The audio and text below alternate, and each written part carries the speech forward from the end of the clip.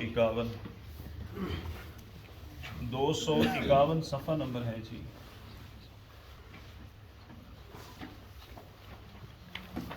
سورۃ النحل ہے، آیت نمبر 93 پڑھیں گے انشاءاللہ. آیت نمبر 93 پڑھیں گے انشاءاللہ. اعوذ باللہ من الشیطان الرجیم. اعوذ باللہ من الشیطان الرجیم. بسم اللہ الرحمن الرحیم. بسم اللہ الرحمن الرحیم. ولو شاء اللہ ولو شاء اللہ لجعلکم لجعلکم امة امة واحدة واحدة ولكن يذل ولكن يذل من يشاء من يشاء ويهدي من يشاء من يشاء ولتسألن عما كنتم عما كنتم تعملون. جزاکم اللہ جزاکم اللہ. ولو شاء اللہ، اور اگر اللہ سبحانہ و تعالی چاہتے، لجعلکم، وہ آپ سب کو بنا دیتے امۃ واحدہ، ایک ہی امت. ولیکن یضل من یشاء، لیکن اللہ سبحانہ و تعالی جسے چاہتے ہیں گمراہ کرتے ہیں. ویہدی من یشاء، اور جسے چاہتے ہیں ہدایت عطا فرماتے ہیں. وَلَتُسْأَلُنَّ، اور ضرور یقیناً تم سے سوال کیا جائے گا. اما کنتم تعملون، اس چیز کے بارے میں جو تم عمل کرتے تھے. اللہ سبحانہ و تعالی آپ کے علم میں، عمل میں، آپ کے وقت میں برکت نازل فرمائے. آمین. آپ وقت نکالتے ہیں، اللہ تعالیٰ آپ کو عزت اور عافیت عطا فرمائے. آمین. کل جو آیت ہم نے سنی تھی، اس میں اللہ سبحانہ و تعالی نے دو مثالیں ذکر فرمائی تھیں جو ہم نے بالتفصیل سنی اور سمجھی. اب اللہ سبحانہ و تعالی اگلی آیت میں مجھے اور آپ کو اور جو لوگ دین کی دعوت دینے والے، کام کرنے والے، اللہ تعالیٰ ان کو ایک تسلی اور تشفی دے رہے ہیں. پیارے پیغمبر علیہ الصلوۃ والسلام لوگوں کو دین کی دعوت دیا کرتے، لوگ آپ کو جھٹلایا کرتے. پیارے پیغمبر علیہ السلام بڑے پریشان ہوا کرتے. آپ راتوں کو اٹھ کے اپنی امت کی ہدایت کے لیے دعائیں کیا کرتے، بخشش کے لیے دعائیں کیا کرتے. اور یہاں تک کہ امام کائنات علیہ الصلوۃ والسلام نے بیان فرمایا، بڑی معروف حدیث ہے. آپ نے فرمایا کہ اللہ تعالیٰ نے ہر نبی کو ایک دعا عنایت فرمائی کہ جو مانگو گے میں پورا کروں گا. ہر نبی نے وہ دعا دنیا میں طلب کر لی. میں نے وہ دعا محفوظ کی ہے، کل قیامت کے دن میں اللہ سے اپنی امت کے لیے وہ دعا کروں گا. پیارے پیغمبر کو فکر اتنی تھی. اب توجہ فرمائیں، اللہ تعالیٰ فرماتے وَلَوْ شَاءَ اللَّهُ لَجَعَلَكُمْ أُمَّةً وَاحِدَةً، اگر اللہ سبحانہ و تعالی چاہتے تو آپ کو ایک امت بنا دیتے. وَلَكِنْ يُضِلُّ مَن يَشَاءُ وَيَهْدِي مَن يَشَاءُ، اللہ جسے چاہتے ہیں گمراہ کر دیتے ہیں، جسے چاہتے ہیں اللہ ہدایت عطا فرماتے ہیں. اب یہاں سے کسی کے ذہن میں یہ بات آئے کہ یہ اللہ کی مرضی ہے، جو نماز پڑھتا ہے اور جو نہیں آتا وہ بھی اللہ کی مرضی ہے، جو دین کا کام کرتا ہے وہ بھی اللہ کی مرضی، جو نہیں کرتا وہ بھی اللہ کی مرضی، جو توحید پرست ہے وہ بھی اللہ کی مرضی، اور جو مشرک ہے، گمراہ ہے، یہ بھی اللہ کی مرضی. آئیں ذرا اس آیت کی ہم گہرائی میں جائیں کہ اللہ سبحانہ و تعالی کا فرمانے کا مقصد کیا ہے. اللہ تعالیٰ نے بیان فرمایا وَلَوْ شَاءَ اللَّهُ لَجَعَلَكُمْ أُمَّةً وَاحِدَةً، اے میرے نبی جناب محمد الرسول اللہ صلی اللہ علیہ وسلم، اگر آپ کا رب زبردستی کرتا، سختی کرتا تو تمام لوگوں کو ایک امت بنا دیتا۔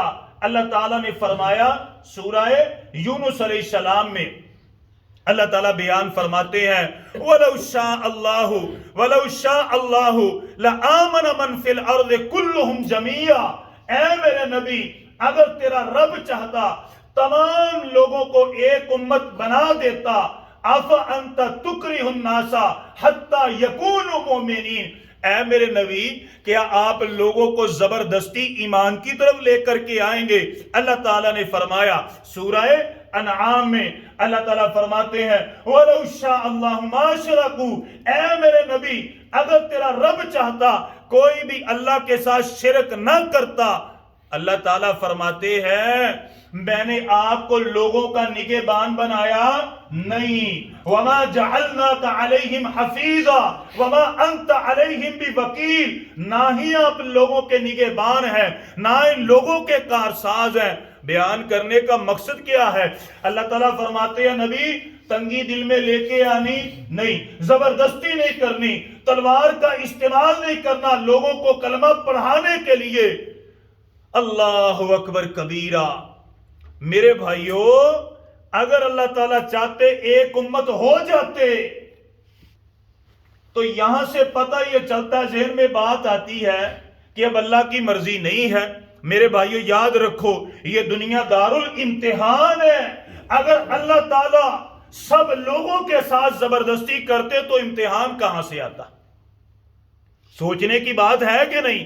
اللہ تعالیٰ نے عالمی ارواح میں وعدہ لے لیا سب سے، عالمی ارواح میں اللہ نے سب سے پوچھا الست بربکم، سب نے گواہی دے دی، پھر اللہ تعالیٰ نے فرمایا میں دنیا میں بھیجوں گا، وہاں پر شیطان بھی ہوگا، وہاں پر رحمان بھی ہوگا، وہاں پر دین کی دعوت دینے والے بھی ہوں گے، وہاں پر روکنے والے بھی ہوں گے۔ اِنَّا عَرَضْنَا الْأَمَانَةَ عَلَى السَّمَاوَاتِ وَالْأَرْضِ وَالْجِبَالِ، وہاں پر میری امانت بھی آئے گی، کیا تم اس امتحان کو برداشت کر لو گے؟ تمام لوگوں نے کہا اللہ جی اسی طرح ہوگا۔ اللہ نے پھر نظام چلایا، لوگوں کو اس میں چھوڑ دیا اور اللہ تعالیٰ نے دنیا کو امتحان گاہ بنا دیا۔ اللہ تعالیٰ نے پھر چھوڑا نہیں، فَإِمَّا يَأْتِيَنَّكُم مِّنِّي هُدًى، پھر اللہ تعالیٰ نے وحی کے سلسلے چلائے، انبیاء کے سلسلے چلائے اور لوگوں کو چھوڑ دیا۔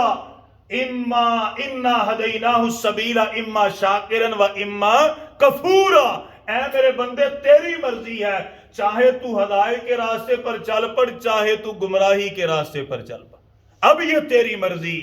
اگر ایک بندہ کہے اللہ نے مجھے توفیق نہیں دی میں مسجد میں کیوں جاؤں، تو یہ بندہ ثابت کرتا ہے نعوذ باللہ اس کا بے نمازی ہونا، اس کا سود کھانا، اس کا رشوت والا کام کرنا، اس کا ملاوٹ والا کام کرنا یہ اللہ کی مرضی ہے۔ یہ اللہ کی مرضی نہیں ہے، اللہ نے تو ڈیل دی ہے، اب اس کی ذمہ داری ہے۔ سورہ آل عمران میں اللہ تعالیٰ فرماتے ہیں وَلَا يَحْسَبَنَّ الَّذِينَ كَفَرُوا أَنَّمَا نُمْلِي لَهُمْ خَيْرٌ لِّأَنفُسِهِمْ، اللہ فرماتے ہیں کافر لوگ گمان نہ کریں کہ ہم نے گناہوں کے اوپر ان کی پکڑ نہیں کی بلکہ ان کو ڈھیل دے دی۔ اب بڑے لوگ ہیں جو گناہ بھی کرتے ہیں، کئی مرتبہ ہم نے مسئلے کو سنا، شراب بھی پیتے ہیں، بے حیائی بھی کرتے ہیں، سود کا کام بھی کرتے ہیں، لوگوں کے ساتھ ظلم اور زیادتی بھی کرتے ہیں، اللہ کی پکڑ نہیں آتی۔ آپ ان کو سمجھائیں، وہ کہتے ہیں اگر میں اللہ کے نزدیک برا ہوں تو میری پکڑ کیوں نہیں آتی؟ اللہ فرماتے ہیں میں نے تجھے ڈھیل دی ہے، وَأُمْلِي لَهُمْ إِنَّ قَيْدِي مَتِينٌ، یہ میری ڈھیل ہے۔ اور یاد رکھ جب تیرے رب کی پکڑ آئے گی، ساری دنیا کی طاقت بھی لگ جائے تو اللہ کی پکڑ سے کسی کو کوئی چھڑا سکتا نہیں۔ اگلی بات توجہ فرمائیں، وَلَكِنْ يُضِلُّ مَن يَشَاءُ، اللہ جسے چاہتا ہے گمراہ کرتا ہے۔ کیا مراد ہے؟ فَأَمَّا مَنْ أَعْطَىٰ وَاتَّقَىٰ، اللہ فرماتے ہیں جسے میں نے مال دیا اس نے غریبوں میں مسکینوں میں تقسیم کر دیا۔ فَأَمَّا مَنْ أَعْطَىٰ وَاتَّقَىٰ وَصَدَّقَ بِالْحُسْنَىٰ، اس نے قرآن کی تصدیق کی، فَسَنُيَسِّرُهُ لِلْيُسْرَىٰ، اللہ تعالیٰ نے پھر ہدایت کی طرف اس کی رہنمائی کر دی. اللہ تعالیٰ نے فرمایا سورہ یونس میں ان الذین آمنوا وعملوا الصالحات یہدیہم ربہم بایمانہم، جو لوگ ایمان لے کر کے آئے، اچھے عمل کیے، اللہ نے ایمان کی وجہ سے ان کے لیے رہنمائی کی اور جنت کا داخلہ آسان فرمایا. اور گمراہی کن کے لیے؟ کہ جن کو اللہ نے ڈھیل دے دی، انہوں نے اس کو نہ سمجھا. اللہ تعالیٰ نے پھر ان کے لیے کیا کیا؟ فَأَمَّا مَنْ بَخِلَ وَاسْتَغْنَى وَكَذَّبَ بِالْحُسْنَى فَسَنُيَسِّرُهُ لِلْعُسْرَى. اللہ تعالیٰ نے اس کی جو مہاریں تھی وہ ڈھیلی چھوڑ دیں. اللہ نے فرمایا جا اپنی مرضی کر لے. وَلَا تُسْأَلُنَّ عَمَّا كُنْتُمْ تَعْمَلُونَ. اب یہ بندہ کہے لو جی اللہ کی مرضی. اللہ فرماتے ہیں کل قیامت کے دن تو میرے پاس آئے گا، پھر میں تجھ سے سوال کروں گا، پھر میں تجھ سے پوچھوں گا کہ دنیا کے معاملے میں کیوں تو نے یہ کام استعمال نہ کیا. لگاتا پھر چھت سے چھلانگ لگاتا اور پھر یہ کہتا اگر میرے مقدر میں ہے میں مر گیا تو ٹھیک، اگر نہیں ہے تو بچ جاتا. اللہ اللہ اپنی دکان کو تو بند رکھتا، پھر یہ کہتا میرا کاروبار ہاں چلتا ہے ٹھیک ہے، نہیں جو میرے مقدر میں ہے مجھے ملے گا. تو ڈیوٹی کرتا، تیرا نام ہوتا، اپنے گھر میں بیٹھا رہتا، پھر کہتا میرے مقدر میں ہے مجھے ملے گا ٹھیک ہے، نہیں. یہ کوئی طالب علم ہو، پیپروں کے دن ہو، گھر میں بیٹھا رہے اور کہے اگر میرے مقدر میں ہوا میں پاس ہو جاؤں گا، نہیں تو نہ صحیح. اللہ فرمائیں گے دنیا کے معاملے میں عقل بھی استعمال کرتا، پیسہ بھی استعمال کرتا، لوگوں کے مشورے بھی لیتا. وَلَا تُسْأَلُنَّ عَمَّا كُنْتُمْ تَعْمَلُونَ. دین کے معاملے میں کیوں تو بدھو بنا رہا؟ تجھے نماز کے لیے کہا جاتا، تیرے دوست کہتے، ساتھی کہتے، وہ جو میں مثال دیتا ہوں موبائل کے اوپر واٹس ایپ کے اوپر سٹیٹس بھی لگتے، میں اور آپ انہیں دعوت بھی دیتے، فون بھی کر دیتے، میسج بھی کرتے، لیکن پھر بھی اللہ فرماتے ہیں تجھے عقل نہ آئی.